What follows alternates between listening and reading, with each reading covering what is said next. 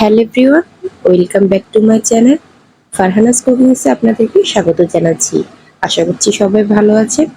তো আজকে আমার যে রেসিপিটা শেয়ার করব সেটি হলো কালোজাম মিষ্টি।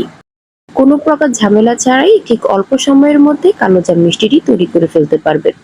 শুধুমাত্র কিছু উপকরণ লাগবে মিষ্টিগুলো তৈরি করার জন্য। তো আমি আজকে আপনাদেরকে দেখাবো এই মিষ্টিগুলো তৈরি করার জন্য কি কি উপকরণ লাগে, কতটুক লাগে, কিভাবে করতে হয়, সম্পূর্ণ আজকে ভিডিওতে দেখাবো। স্বাস্থ্যসম্মত উপায় কিভাবে দোকানের মতন হুবহু কালোজাম মিষ্টি তৈরি করা যায় তাই আজকে আমি আপনাদের সাথে শেয়ার করতে চাচ্ছি।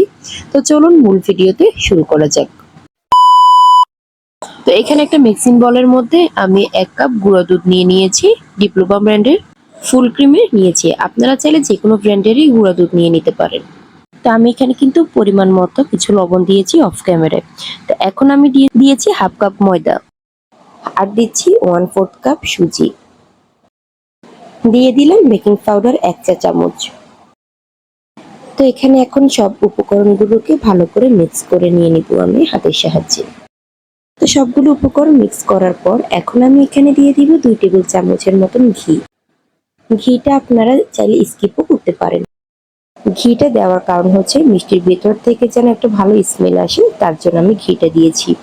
তো আমি হাতের সাহায্যে এখানে আরো 2 থেকে 3 মিনিট ভালো করে মেখে নেব। তো 2 থেকে 3 মিনিট মাখার পর এরকম একটা অবস্থান আসলে বুঝতে হবে যে আপনার মাখাটা পারফেক্ট হয়েছে। এখন এখানে আমি দিয়ে দিব নরমাল তাপমাত্রায় লিকুইড দুধ। তো আমার এখানে 1/4 কাপ লিকুইড দুধ লেগেছে। পরবর্তীতে আমি আরো 1 টেবিল চামচের মতো লিকুইড দুধ দিয়েছি। তা আমি এখানে আপনাদের একটু সতর্ক করে দিচ্ছি, এই মিশ্রণটা কিন্তু খুবই আস্তে আস্তে করবেন, কোনো প্রকার দ্রুত করতে যাবেন না। আমি আবারও বলছি, মিষ্টিটা ডোটা তৈরি করার সময় কিন্তু একটু আলতো হাতে করতে হবে, কোনো প্রকার তাড়াহুড়া করতে যাবেন না, তাহলে মিষ্টিটা কিন্তু নষ্ট হয়ে যাবে, এমনকি শক্ত হয়ে যেতে পারে, ভালো হবে না। তো ফাইনালি আমার মিষ্টি ডোটা হয়ে গিয়েছে, হালকা একটু আঠালো ভাবে হলেই হবে। তো এখন এটাকে আমি 10 মিনিটের জন্য রেস্টে রেখে দেব। তো এর মাঝখান দিয়ে আমি চলে যাব চিনি শিরা তৈরি করার জন্য। তো এই শিরাটা তৈরি করার জন্য আমার প্রয়োজন চিনি। আমি এখানে 2 কাপ চিনি নিয়ে নিয়েছি, আর 2 কাপ চিনির জন্য প্রয়োজন আমার 4 কাপ পানি। তো আমি যে মেজারমেন্টের মধ্যে চিনি মেপে নিয়েছিলাম, সেই মেজারমেন্টের মধ্যে আমি 4 কাপ পানি মেপে নিয়েছি। একটা চামচ দিয়ে ভালো করে নেড়ে পানির সাথে চিনিগুলোকে মিক্স করে নেব। তো এখানে আমি 5 থেকে 6টা এলাচ দিয়ে দিয়েছি। আমি ঢাকনা দিয়ে ঢেকে দিব চিনি শিরাগুলোকে। অপেক্ষা করব একটা বলক আসার জন্য। যতক্ষণ না আপনার একটা বলক আসবে ততক্ষণ পর্যন্ত আপনি অপেক্ষা করবেন, আর এর বেশি ঘন করতে যাবেন না চিনি শিরাকে, এতে করে অত ভালো আসবে না। আমি এখানে হালকা একটু গোলাপ জল দিচ্ছি যাতে করে একটা ভালো স্মেল আসে। তো এখানে আমি 1 চিমটি লবণ দিচ্ছি চিনির ব্যালেন্স ধরে রাখার জন্য। তো চলে আসলাম মিষ্টির ডো এর কাছে 10 মিনিট পর। তো কালোজাম মিষ্টি তৈরি করার জন্য প্রথমে আমি এখানে হাতের মধ্যে ঘিটা মেখে নিয়েছি, যাতে করে মিষ্টিগুলো তৈরি করার সময় যেন হাতে না লেগে যায়।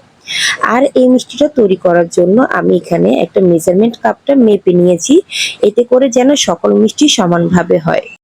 মিষ্টিটা তৈরি করার সময় প্রথমে হাতের মধ্যে একটু ভালোভাবে মথে নেবে, যাতে করে মিষ্টিটা একটু বেশি স্মুথি হবে আর কোনো প্রকার পাটল ধরবে না মিষ্টিতে।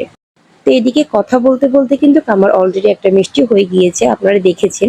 তো আমি আরেকটা মিষ্টি বানিয়ে দেখাচ্ছি, কিভাবে বানাই তা আপনারা একবার লক্ষ্য করুন। এটা খুবই সহজ, আপনারা পেরে যাবেন অল্প সময়ের মধ্যে।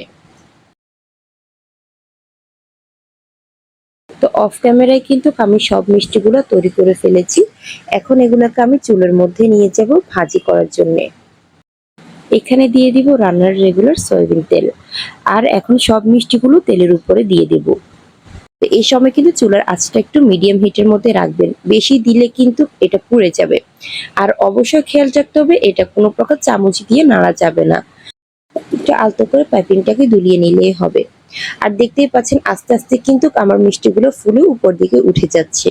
মিষ্টিটা ভাজি করার সময় একটু ধৈর্য সহকারে ভাজি করলেই হবে, দেখবেন পরবর্তীতে খুব ভালো একটা ফল আসবে। তো আমার মিষ্টিটা অলরেডি হয়ে এসেছে, দেখতেই পাচ্ছেন 3 থেকে 4 মিনিট ভেজে নেওয়ার পরে কিন্তু একটু সুন্দর কালার চলে এসেছে।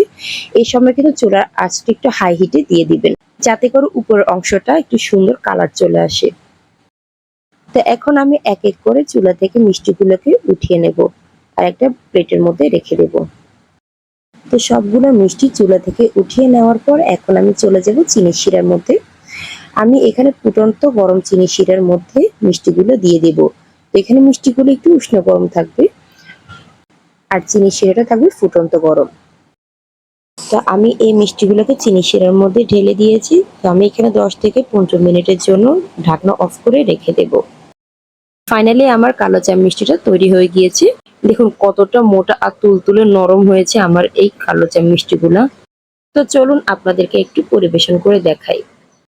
এই হলো আমার মিষ্টির ফাইনাল লুক।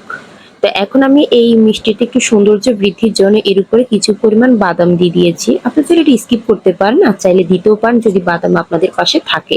তো আমি একটা মিষ্টি আপনাদেরকে ভেঙে দেখাই। আপনারা ক্যামেরায় দেখতে পাচ্ছেন যে ভিতরে কতটা তুলতুলে নরম হয়েছে আর কি পরিমাণে চিনির রসগুলো ঢুকেছে। আশা করছি আজকের ভিডিওটা ভালো লাগবে। ভালো লাগলে অবশ্যই পাশে থাকবেন। ধন্যবাদ।